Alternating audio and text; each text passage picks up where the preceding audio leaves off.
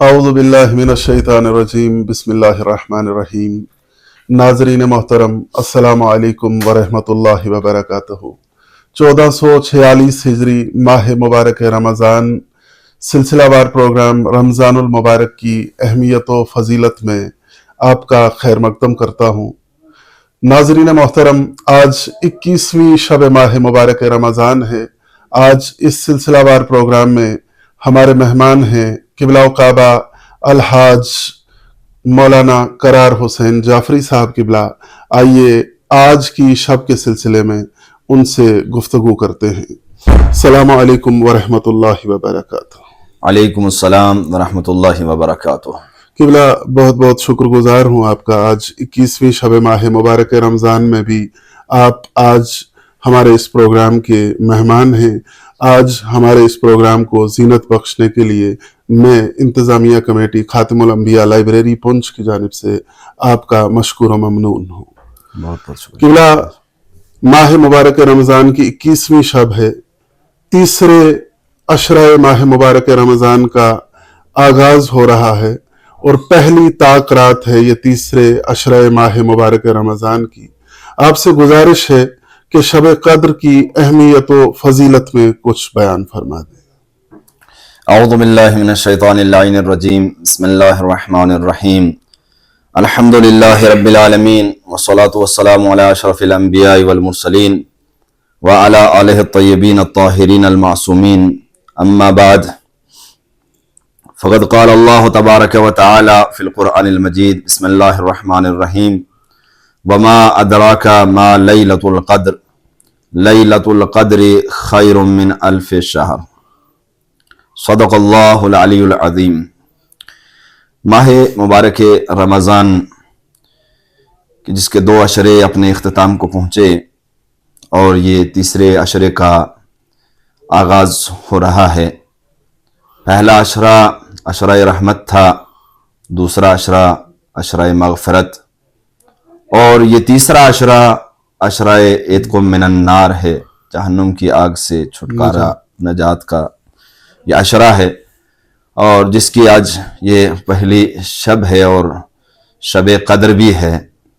شب قدر کہ جس کی فضیلت اور عظمت کو پچھلے جو 19 کا پروگرام تھا اس میں نے آپ حضرات کی خدمت میں عرض کیا، اور کچھ اور اضافہ کرتے ہوئے کہ شب قدر جس کے لیے سورہ قدر میں ارشاد ہوتا ہے وما ادراک ما لیلۃ القدر، کہ تمہیں کیا ادراک ہے کہ شب قدر کیا ہے، اس کی اہمیت کیا ہے، اس کی فضیلت کیا ہے، اس کی عظمت کیا ہے۔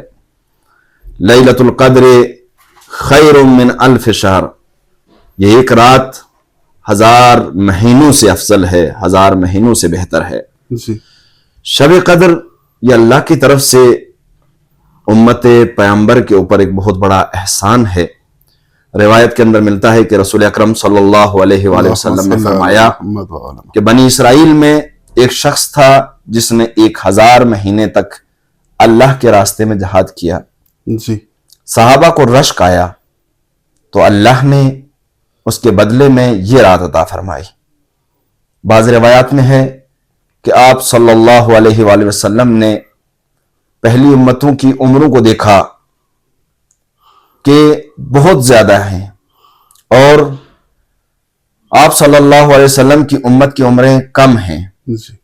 اگر وہ نیک اعمال میں ان کی برابری کرنا چاہیں تو ناممکن ہے، کیونکہ ان کی عمریں زیادہ ہیں اور اس کے اعتبار سے ان کی عبادت زیادہ ہے، اور امت پیغمبر کی کیونکہ عمریں کم ہیں اس اعتبار سے ان کی عبادت کم ہے، تو اس پر پیغمبر اکرم صلی اللہ علیہ وسلم کو رنج ہوا، تو اللہ نے اس کے بدلے میں آپ کو یہ رات عطا فرمائی کہ اس میں آپ کا ماننے والا کوئی مومن، کوئی مسلمان اس ایک شب میں کوئی عمل کرے گا تو اس کو 1000 مہینوں کے عمل سے زیادہ اسے ثواب ملے گا۔ جیسے دوسرے مہینوں میں کیے جانے والے عمل سے 1000 گنا زیادہ اسے ثواب ملے گا۔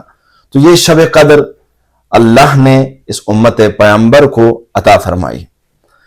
شیعہ مفسرین سورہ قدر کی آیات کے ظاہر پر استناد کرتے ہوئے اس بات کے معتقد ہیں کہ شب قدر پیغمبر کے زمانے میں نزول قرآن کے ساتھ مختص نہیں ہے، بلکہ شب قدر ہر سال تکرار ہوتی ہے، ہر سال آتی ہے۔ اس بات پر بعض معتبر اور متواتر احادیث میں بھی تاکید کی گئی ہے، لیکن اس کے باوجود یہ دقیق معلوم نہیں کہ شب قدر کون سی رات ہے، اس مبارک مہینے کی کون سی رات ہے، اور قرآن و احادیث میں بھی اس بات کے اوپر کوئی تصریح نہیں کی گئی ہے۔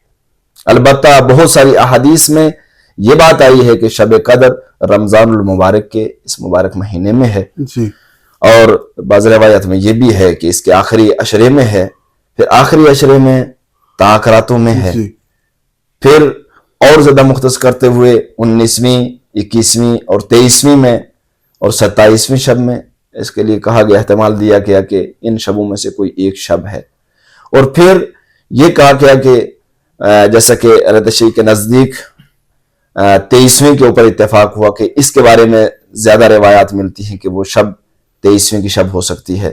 بہرحال اس مبارک مہینے کے آخری عشرے کی طاق راتوں میں کوئی ایک رات ہے شب قدر کی، جس کا ادراک انتہائی ضروری ہے۔ شیعہ احادیث میں رمضان المبارک کی 3 راتوں یعنی 19ویں، 21ویں اور 23ویں کو شب بیداری کرنے پر زیادہ تاکید کی گئی ہے کہ ان شبوں میں شب بیداری کی جائے، اعمال مخصوصہ انجام دیے جائیں، اعمال مشترکہ انجام دیے جائیں، دعائیں، نمازیں جو ہیں وہ پڑھی جائیں اور ان اعمال کو انجام دیا جائے۔ اور ان راتوں میں سے 23ویں رات کے بارے میں دوسری راتوں کی نسبت شب قدر ہونے کا احتمال زیادہ پایا جاتا ہے۔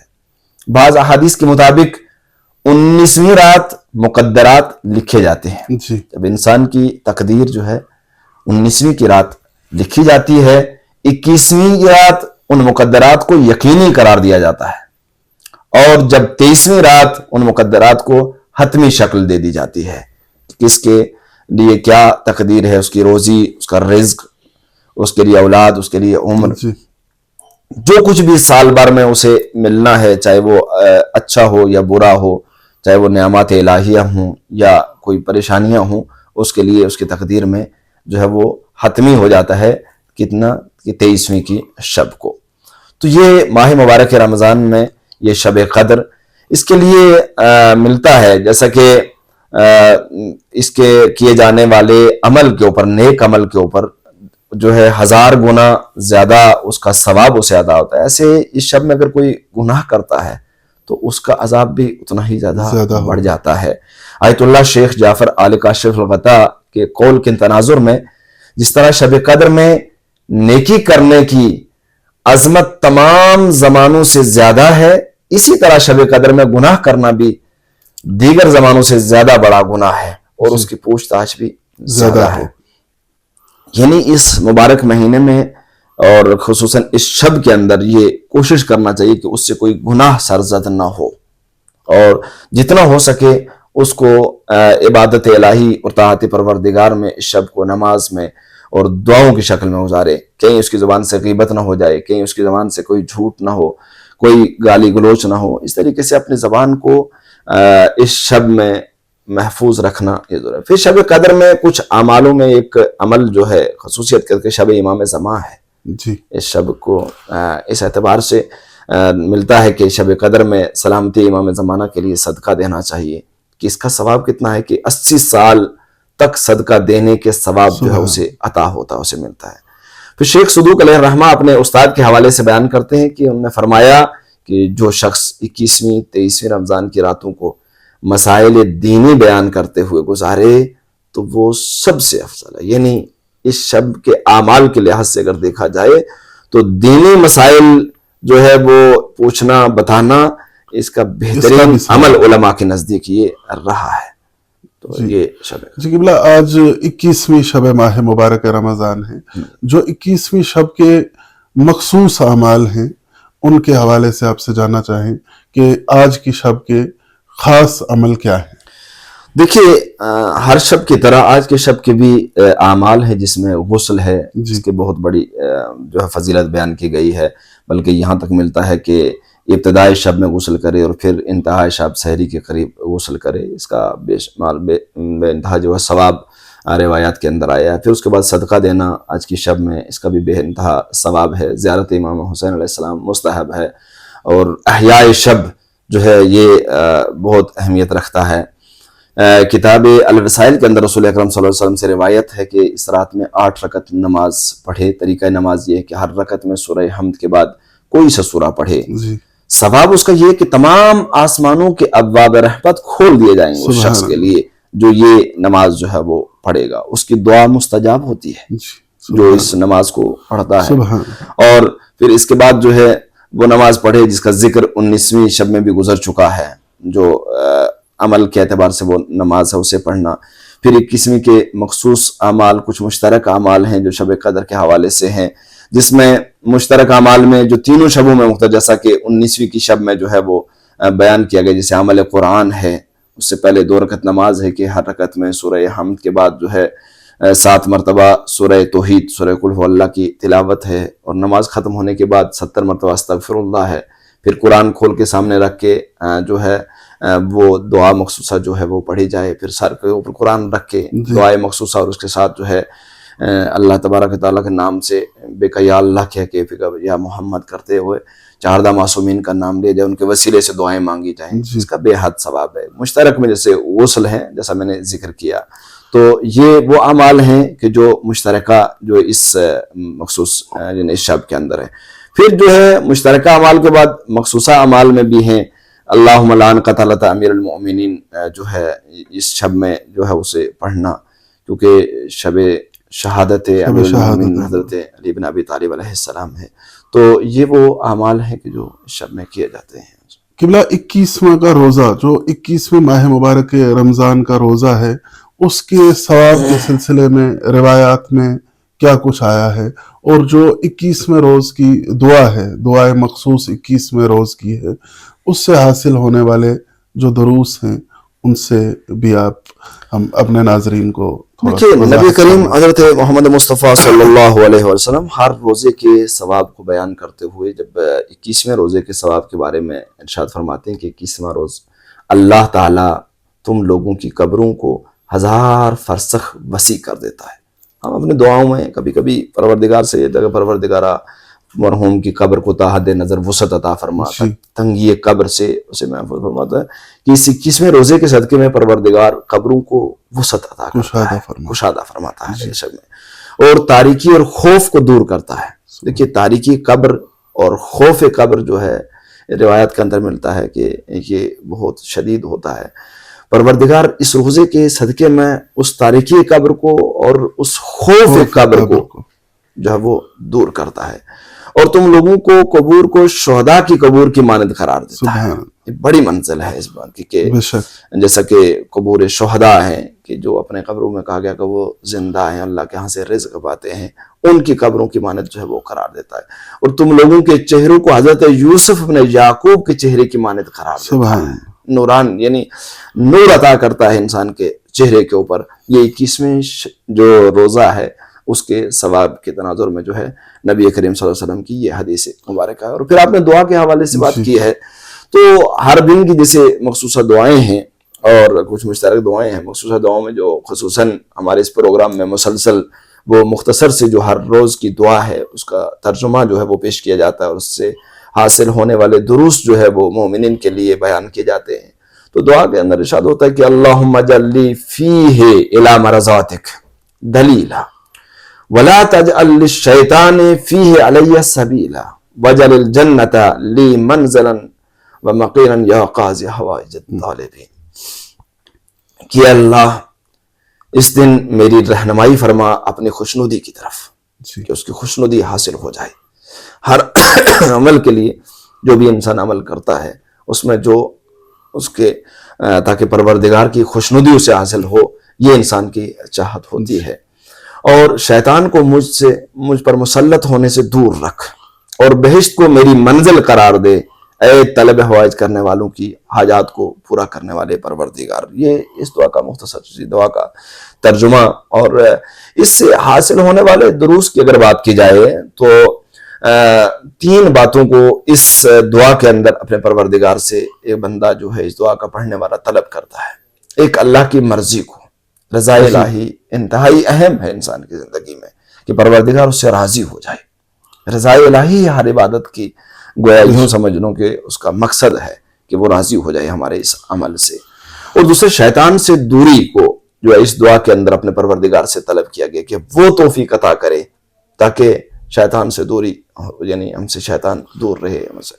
اور بہشت میں جگہ و مقام کو جو ہے اس دعا کے اندر جو ہے وہ طلب کیا گیا ہے. قبلہ رضا الہی کی بات ہوئی ہے دعا کے سلسلے میں اور شیطان سے دوری کی بات. اس حوالے سے جاننا چاہیں گے کہ حصول رضا الہی کیسے ممکن ہے اور شیطان سے دوری اختیار کرنے کا کیا طریقہ ہے. اس سلسلے میں ہمارے ناظرین کے لیے کچھ بیان. دیکھیے آیات پروردگار کے اندر اور احادیث کے اندر رضا الہی کے لیے بے شمار جو ہے وہ درست ملتے ہیں. یہاں تک کہ روایت کے اندر آیا ہے نبی کریم حضرت محمد مصطفیٰ صلی اللہ علیہ وسلم ارشاد فرماتے ہیں کہ اللہ کے اپنے مخلوق سے راضی رہنے کی علامت حاکم وقت کا عادل ہونا ہے جی اور قیمتوں کا سستا ہونا ہے. اور اللہ کے مخلوق پر غضبناک ہونے کی علامت حاکم وقت کا ظالم اور قیمتوں کا مہنگا ہونا ہے. کچھ ایسی چیزیں بتائی گئی ہیں کہ وہ اسباب کہ اللہ کس چیز سے راضی ہوتا ہے, کب راضی ہوتا ہے اور کب اللہ جو ہے وہ غضبناک ہوتا ہے. دیکھیے رضا الہی اتنی اہم ہے کہ وہ ہستیاں کہ جو اس کی قدر جانتی ہیں, جو اس کا علم رکھتی ہیں, انہوں نے اپنے نفسوں کو بیچ دیا. جیسا کہ شب ہجرت امیر المومنین حضرت علی علیہ السلام کو ملتا ہے کہ اللہ کی مرضی کی خاطر انہوں نے اپنے نفس کو بیچ دیا اور اللہ نے ان کو نفس کو خرید لیا اور اپنی مرضیاں اس کے عوض میں انہیں عطا کی, اپنے رضا انہیں عطا کی. تو مرضی الہی جو ہے, رضا الہی جو ہے, یہ بہت اہمیت کی حامل ہے کہ وہ حضرت امیر المومنین علی علیہ السلام ارشاد فرماتے کہ 3 چیزیں بندے سے اللہ کے راضی ہونے کا سبب قرار پاتی ہیں. وہ 3 چیزیں کیا ہیں؟ زیادہ استغفار کرنا, کہ انسان جتنا زیادہ استغفار کرتا ہے اللہ اس کے اس عمل سے راضی ہوتا ہے. اور یہ بندہ جو استغفار کرنے والا ہے وہ اللہ سے قریب ہوتا ہے, اللہ اس بندے سے خوش ہوتا ہے, راضی ہوتا ہے. پھر حلم اور بردباری سے کام لینا, اپنے زندگی میں حلم نرمی رکھنا, یہ جو ہے غصے کو پیتے رہنا, یہ کیا ہے؟ یہ وہ چیز ہے کہ جو اللہ کی رضا کا باعث بنتی ہے, سبب بنتی ہے. پھر صدقہ دیتے رہنا, جتنا انسان زیادہ صدقہ دیتا ہے تو امیر المومنین فرماتے ہیں کہ یہ کچھ اعمال ہیں کہ جس سے رضا الہی انسان کو حاصل ہوتی ہے. پھر ایک روایت کے اندر امام زین العابدین علیہ السلام ارشاد فرماتے ہیں کہ بے شک اللہ تم لوگوں میں سے سب سے زیادہ اس سے راضی ہوتا ہے جو اپنے بیوی بچوں کے لیے آسائش فراہم کرتا ہے, گھر میں ان کی آرام کا باعث اتنا بنتا ہے. جو شخص بنتا ہے پروردگار اس شخص سے راضی ہوتا ہے. پھر آپ نے سوال یہ کیا کہ شیطان سے دوری اختیار کرنے کے اسباب کیا ہیں, کہ جو مثلا رضا الہی کے بیچ میں صد اور دیوار بن جاتا ہے اور انسان کو رضا الہی سے دور کرتا ہے. تو اس کے لیے بے شمار آیات کے اندر جیسے کہ ارشاد ہوتا ہے یا ایھا الذین آمنوا لا تتبعوا خطوات الشیطان, کہ اے صاحبان ایمان شیطان کے نقش قدم پر نہ چلو. جو بھی شیطان کے نقش قدم پر چلتا تو شیطان اسے برے اور ناپسند کاموں کی طرف دعوت دیتا ہے. جب انسان برے اور ناپسند کام انجام دیتا ہے تو اس کا مطلب پروردگار کی رضا سے خارج ہوتا ہے, اللہ اس سے ناراض ہو جاتا ہے. اور اللہ کا فضل اور اس کی رحمت نہ ہوتی تو تم میں سے کوئی ایک بھی ہرگز پاکیزہ نہیں رہ سکتا تھا.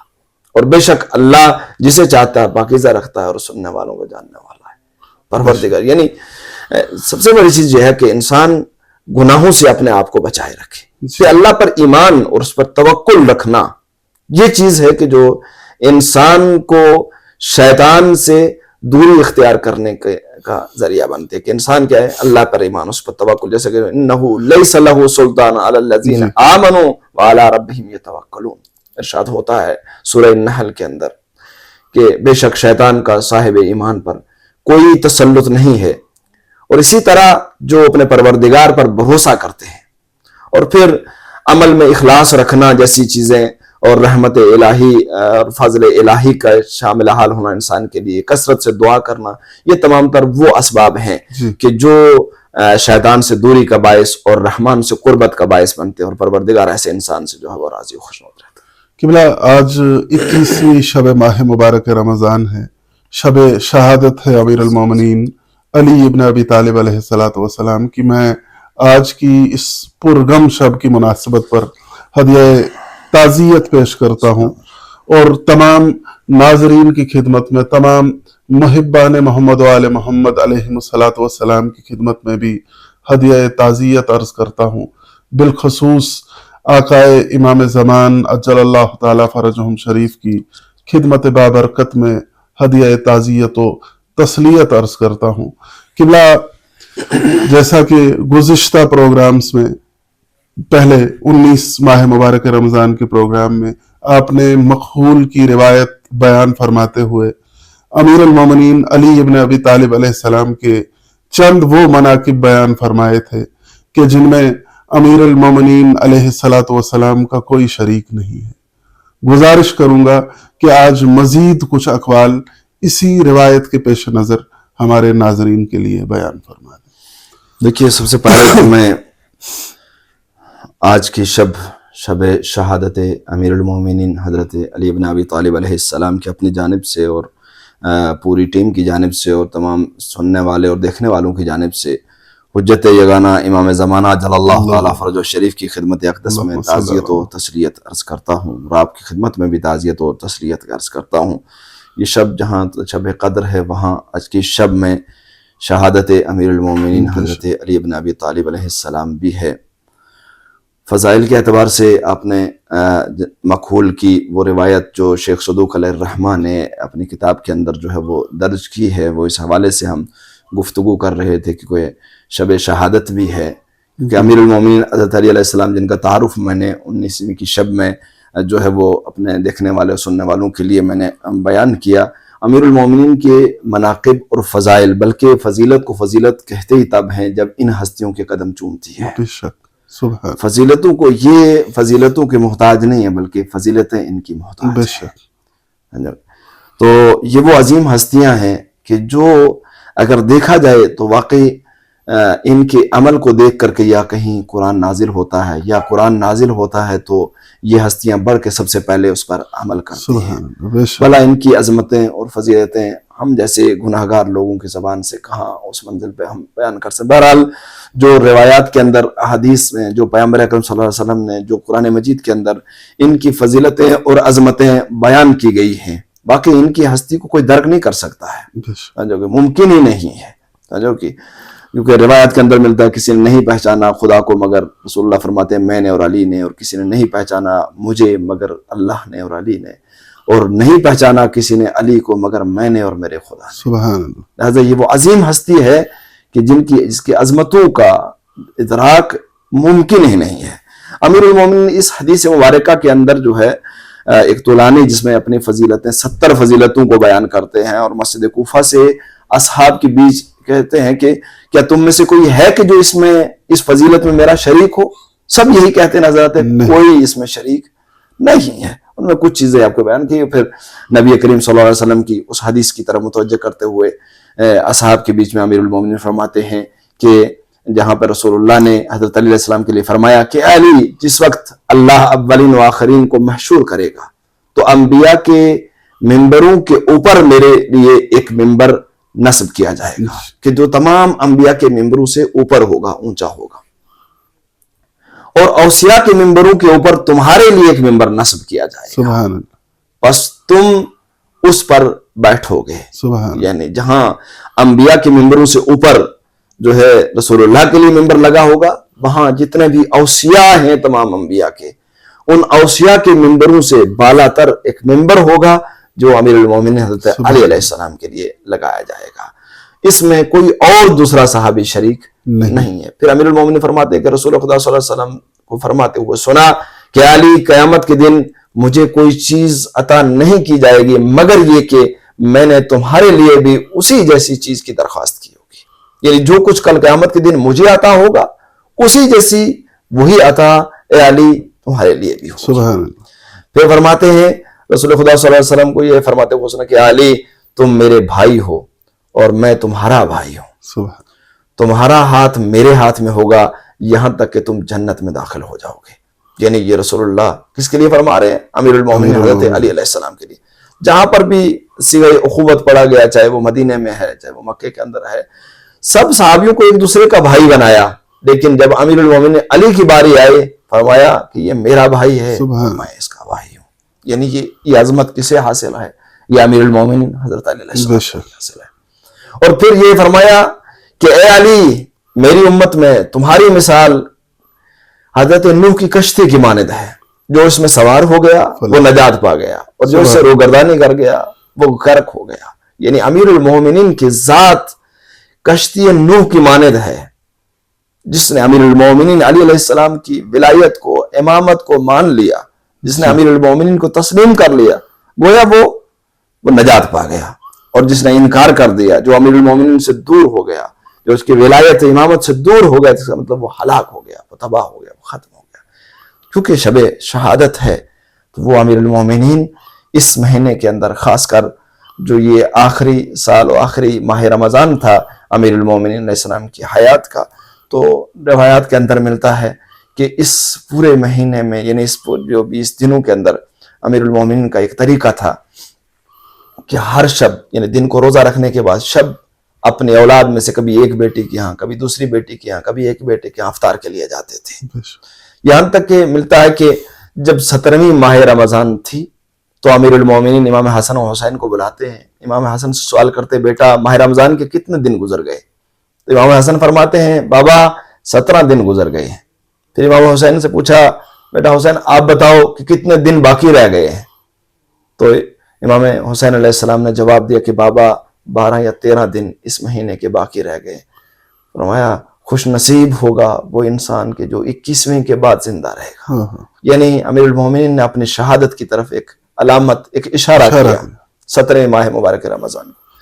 پھر اپنی دختر جناب جو ہے ام کلثوم سے یہ ان کے پاس یہ اطلاع بھیجی کہ 19ویں کی شب، یعنی 18 کی شب جو روزہ ہے 19ویں کا، یہ آپ کے ہاں افطار کیا جائے گا۔ اور بات کہ اس شب میں 19ویں کی شب امام علیہ السلام جو ہے جناب ام کلثوم کے ہاں جاتے ہیں، اور ظاہر سی بات ہے جب ایک بیٹی سنتی ہے کہ باپ ان کے گھر روزہ افطار کرنے آ رہے ہیں تو اس کا دل چاہتا ہوگا کہ آج اچھے سے اچھا بنایا جائے، لیکن ادھر یہ بھی جانتی ہیں کہ میرے بابا جو کہ خشک روٹی کھاتے ہیں اور نمک کے علاوہ کچھ نہیں۔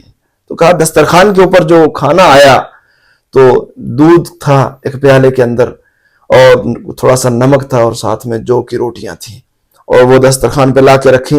امیر المومنین جو ہی دسترخوان کی طرف نگاہ کی تو ایک مرتبہ فرمایا، بیٹی تم جانتی ہو کہ میں 2 شعبے ایک ساتھ نہیں کھاتا، ان میں سے کسی ایک کو اٹھا لیا جائے۔ بڑھ کے نمک کو اٹھانے لگی، لیکن امیر المومنین نے فرمایا نہیں، دودھ اٹھا لو، کیونکہ کوفے میں بے شمار یتیم بچے ہیں کہ شاید انہیں دودھ نہ ملتا ہو، یہ علی دودھ نہیں کھا سکتا، نہیں استعمال کر سکتا۔ نمک سے روزہ افطار کیا، رات بھر جو ہے عبادت میں مشغول، اور جناب ام کلثوم فرماتی ہیں کہ بار بار صحن خانہ میں جاتے اور آسمان کی طرف کچھ تلاش کرتے ہیں، کچھ دیکھتے ہیں، یہاں تک کہ وہ وقت آیا، ایک مرتبہ اپنے زبان کے اوپر ایک جملہ جاری کیا کہ وہ وقت آ گیا ہے جو رسول اللہ نے جس کا مجھ سے وعدہ کیا تھا۔ ایک مرتبہ ام کلثوم پوچھتی ہیں کہ کیا وعدہ ہے؟ کہا آج کی شب اس کی صبح میں میرے سر پہ ضربت لگے گی۔ بس وہ صبح جو قریب ہوئی، اپنی بیٹی سے رخصت ہوئے، اور جو اس صحن خانہ میں دیواروں کی طرف دیکھ کر کے رونے لگے۔ فرمایا کہ اس وقت یہ دیواریں میرے لیے نوحہ پڑ رہی ہیں، یہاں تک کہ گھر کی مرغابیاں نکل آئیں اور آ کر کے امام علیہ السلام کا دامن پکڑنے لگی، یہاں تک کہ جب گھر سے نکلنے لگے تو دروازے کی کنڈی ان کے جو ہے ردا سے الجھتی ہے، تو میرا مولا فرماتے ہیں کہ یہ بھی یہ چاہتے ہیں اور میرا نوحہ پڑھ رہے ہیں۔ بہرحال امام علیہ السلام مسجد میں تشریف لے جاتے ہیں اور اپنے قاتل ابن ملجم کو جگاتے کہ اٹھ نماز کا وقت ہے۔ تو علامہ ذیشان اس مقام کے اوپر ایک جملہ فرماتے تھے کہ علی کس عظیم ہستی کا نام ہے کہ جو اپنے دشمن کے لیے بھی یہ نہیں چاہتے کہ وہ نماز سے دور رہے، یعنی تو وہ کہاں اپنے چاہنے والوں کو کے لیے یہ چاہیں گے کہ وہ نماز نہ پڑھیں، انہیں اسے جگایا اور اس کے بعد جا کر کے نماز میں مشغول ہو گئے۔ اذان کے بعد جو ہی مصلی پہ نماز کے لیے جاتے ہیں تو روایات کے اندر ملتا ہے کہ جو ہی سجدے میں مولا پہنچتے ہیں کہ وہ ابن ملجم تلوار کا وار مولا علی علیہ السلام کے سر اقدس پہ کرتا ہے، یہاں تک کہ امیر المومنین کی ایک آواز بلند ہوتے، فزت ورب الکعبہ، کہ رب کعبہ کی قسم علی کامیاب ہو گیا، اور سر کو سجدے سے نہیں اٹھا پاتے، بلکہ امام حسن علیہ السلام نماز کو پورا کراتے ہیں، اور اس کے بعد मौला अमीरुल मोमिनीन को हसनैन और असहाब अपने कंधे पर उठा करके घर तक जो ही घर के करीब पहुंचते हैं तो अमीरुल मोमिनीन फरमाते हैं, बेटा हसन मेरे सहाबियों से कहो कि आप वापस चले जाओ, इसलिए कि जब इस हालत में मैं अपने घर में दाखिल होऊंगा तो उस वक्त मेरी बेटियां मुझ पर रोएंगी और मैं नहीं चाहता मेरी बेटियों की आवाज जो है वो किसी नामहरम के कानों पर। मैं कहूंगा मौला ये सन 40 हिजरी है, सन 61 हिजरी होगा, आपकी बेटी ज़ैनब और कूफे और बाजार के नामहरमों के सामने जो है दस्त बस्ता और असीर होकर के जाएगी। वो मंजिल भी होगी कि कैसे बर्दाश्त करने वाला इमाम सैयद सज्जाद होगा। इमाम अलैहिस्सलाम को घर में लाया जाता है। बस मुख्तसर करते हुए क्योंकि शब शहादत है, चंद जुमले में अर्ज करना चाहता हूँ। तो तीमारदारी के लिए आते हैं असहाब, यहाँ तक कि अतिब्बा को बुलाया जाता है इलाज मुआलजे के लिए, लेकिन तबीब जवाब दे देते हैं कि जख्म इतना गहरा है और जिस तलवार से ये जख्म लगाया गया है उसमें इतना जहर बुझा के उसे तैयार किया गया है कि जिससे बचना अमीरुल मोमिनीन अली के लिए बहुत मुश्किल है। तजवीज करता है तबीब के दूध पिलाया जाए इन्हें, और इतना आता है कि कूफे के यतीम बच्चे अपना अपना दूध के कटोरे लिए हुए जो है अमीरुल मोमिनीन के घर के सामने हुजूम करते हैं कि हम आज यतीम हो गए, हमें दूध पिलाने वाले और हमें गजा देने वाले हमारे बाप अली इब्न अबी तालिब थे। आज हसनैन यतीम नहीं हुए बल्कि कूफे के वो यतीम बच्चे यतीम हुए हैं कि जिनके सरों पे साया बन के अमीरुल मोमिनीन अली अलैहिस्सलाम एक बाप की तरह शफकत का हाथ फेरा करते थे। तो उसके बाद 19वें का दिन गुजरता है, 20वीं की शब 20वीं का दिन गुजरता है और आज 21 रमजान उल मुबारक को अमीरुल मोमिनीन अली अलैहिस्सलाम की रुखसत का वक्त आ जाता है। बच्चों को बुला करके वसीयतें करते हैं और आखिर में वो वक्त आता है कि एक बार रूह परवाज कर जाती है। वो जो हसनैन को वसीयतें की होती हैं कि बेटा मेरे जनाजे को तुम दोनों ही उठाना, और अपने बच्चों को कहा जाता है कि आप में से कोई भी जनाजे के साथ नहीं जाएगा बल्कि हसनैन एक तरफ से जनाजे को पकड़ेंगे और आगे खुद जनाजा जहां चलते चलते जाकर के रुक जाएगा, वहीं मेरे लिए कब्र तैयार होगी, वहां मुझे दफना दिया जाए। और ऐसा ही होता है कि हसनैन लेकर के जनाजा जाते हैं और एक पहाड़ी के ऊपर जो आज नजफ अशरफ के वो मकाम है जहां पर जाकर के अमीरुल मोमिनीन अली अलैहिस्सलाम को दफन कर दिया जाता है। और पूरा जमाना, पूरा आलम इस्लाम इस अजीम हस्ती के जाने की वजह से यतीम हो जाता है। इन्ना लिल्लाह व इन्ना इलैहि राजिऊन। बहुत बहुत शुक्रिया क़िबला काबा आपका कि आप एक मरतबा फिर हमारे इस प्रोग्राम की जीनत बने। मैं इंतज़ामिया कमेटी खातिमुल अंबिया लाइब्रेरी पुंछ की जानिब से भी आपका मशकूर व ममनून हूँ। नाज़रीन मोहतरम, आपका भी बहुत बहुत शुक्रगुजार हूँ। आपसे गुजारिश है कि आप वीडियोस को ज़्यादा से ज़्यादा खुद भी देखें और मोमिनीन तक भी पहुँचाने की कोशिश करें ताकि तमाम मोमिनीन इन वीडियोस से फ़ायदा हासिल कर सकें। खुदा हाफिज़ व नासिर। वस्सलामु अलैकुम व रहमतुल्लाहि व बरकातहू।